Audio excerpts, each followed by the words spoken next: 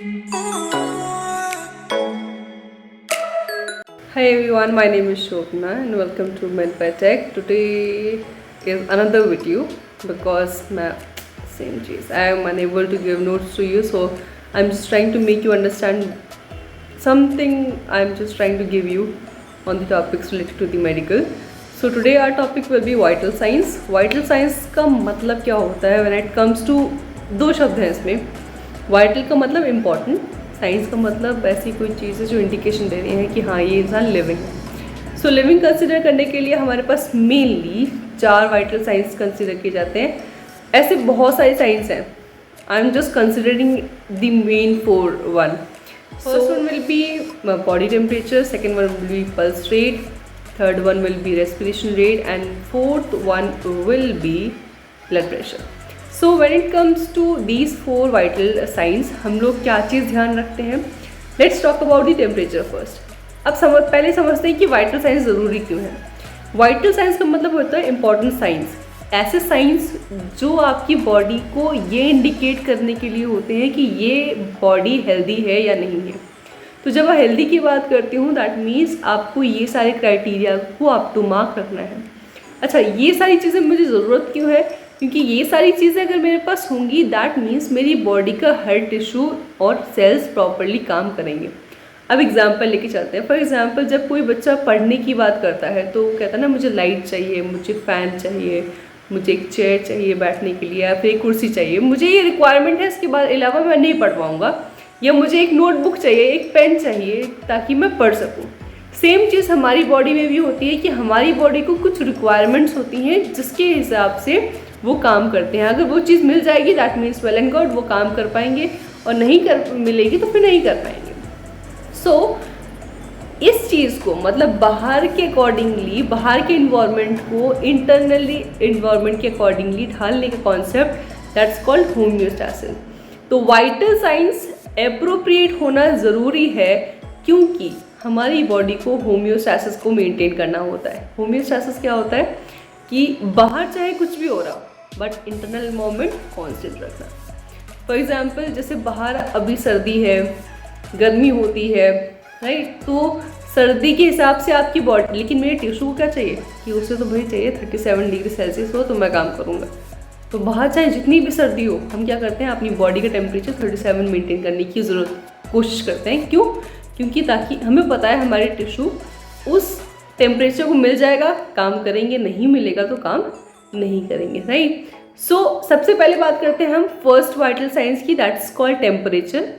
तो temperature concept क्या है कि मेरी बॉडी को एक सर्टेन अमाउंट ऑफ टेम्परेचर चाहिए काम करने के लिए.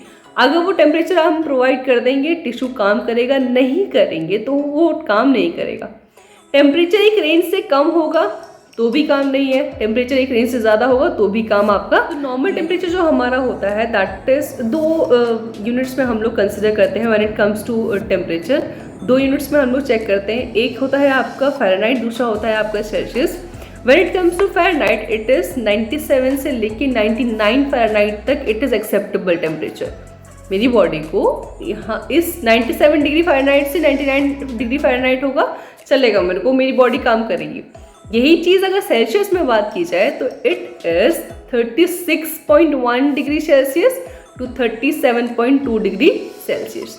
सो this is the difference. You don't understand कि टेम्परेचर को हम 2 यूनिट्स में कंसिडर करते हैं. तो जब कोई बोलता है ना कि 102 बुखार, 104 बुखार, 105 बुखार, तो वो जो डिग्री होती है वो फ़ारेनहाइट होती है.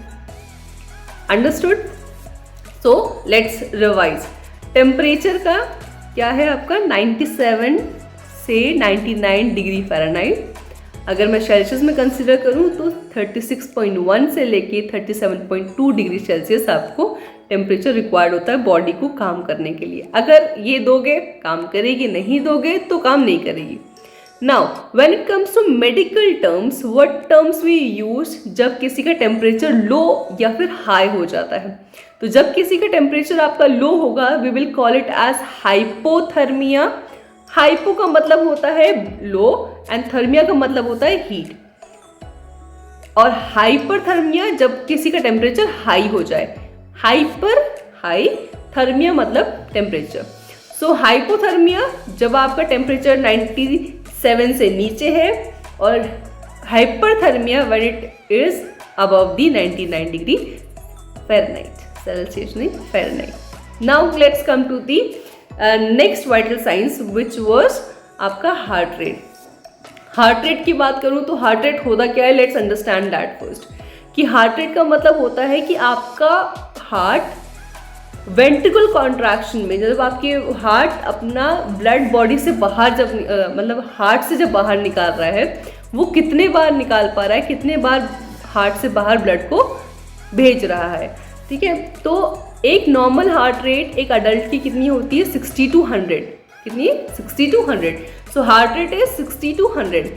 अब यही हार्ट रेट आपकी अगर 60 से नीचे होगी, we will use a word called bradycardia. Brady stands for slow, cardia stands for heart. और यही हार्ट रेट अगर 100 से ऊपर हो रही है या फिर 100 से ऊपर जाती है तो it will be called as tachycardia. So you have got the words bradycardia and tachycardia. Now let's come to the respiratory rate. Respiratory rate का मतलब होता है कि एक इंसान का लंग्स कितने काबिल हैं, एक इंसान 1 मिनट में कितनी बार सांस ले पा रहा है, ठीक है। तो एक इंसान 1 मिनट में कितनी सांस ले पाएगा, adult will be 12 to 20 time, 12 to 20 breath per minute. Now इसमें एप्लीकेबल होगी वही चीज़ें क्या, कि जब भी आपकी ब्रेथ 12 से नीचे होगी it will be considered as slow सांस लेता है ना। स्लो के लिए क्या टर्म यूज करते हैं हम, bradypnea is a term for breathing. So bradypnea. And जब भी आपकी 20 से अबव होगी it will be tachypnea. So breathing, slow breathing will be called as bradypnea, high breathing और fast breathing will be called as tachypnea. अब इसमें कुछ और मेडिकल टर्म्स भी हैं कि अगर आपकी ब्रीदिंग एब्सेंस है तो we will use a word called apnea, और जब भी किसी पेशेंट को सांस लेने में दिक्कत होती है we use a term called dyspnea. Dys का मतलब होता है डिफिकल्टी, पीनिया का मतलब हम ऑलरेडी जानते हैं that is called breathing. And apnea में ए का मतलब होता है एब्सेंस, पीनिया मतलब breathing, it's equal to absence of breathing. So breathing के टर्म में या रेस्पिरेटरी रेट के टर्म पे हमने 2, 4, 5 चीज़ें सीख ली। क्या कि normal respiratory rate is 12 to 20 and slow होगी breathing rate it will be called as bradypnea, high होगी it will be called as tachypnea, and then जब आपकी एब्सेंस होगी ब्रीदिंग एपीनिया, अगर आपकी सांस लेने में दिक्कत हो रही है it will be called as dyspnea. Now let's talk about the another topic, another आपका vital signs which will be blood pressure. Okay, let's talk about the blood pressure now. So blood pressure का concept क्या होता है पहले ये समझ लेते हैं। When it comes to blood pressure में क्या होता है कि ब्लड आपका ब्लड वेसल पे कितना प्रेशर लगा रहा है, आप जितना ज़्यादा प्रेशर होगा उतनी ही चांसेस है आपकी ब्लड वेसल्स के बर्स्ट होने के। तो what is the normal blood pressure, it is 120/80। 120 is the systolic pressure. Systolic का मतलब होता है जब आपका हार्ट कॉन्ट्रैक्ट करता है, जब भी कोई चीज़ दबाई जाएगी तो प्रेशर हाई होगा, राइट। तो यही चीज़ है कि सिस्टोल का मतलब कॉन्ट्रैक्शन और आपका डायस्टोल का मतलब होता है रिलैक्सेशन। तो सिस्टोल प्रेशर होगा आपका 120 और डायस्टोलिक प्रेशर होता है आपका 80। जब भी प्रेशर हाई होगा, ब्लड प्रेशर हाई होगा it will be called as hypertension, and जब भी ब्लड प्रेशर लो होगा it will be called as hypotension. So that's all for today's video. Hope you have learned something. Let's see, keep learning.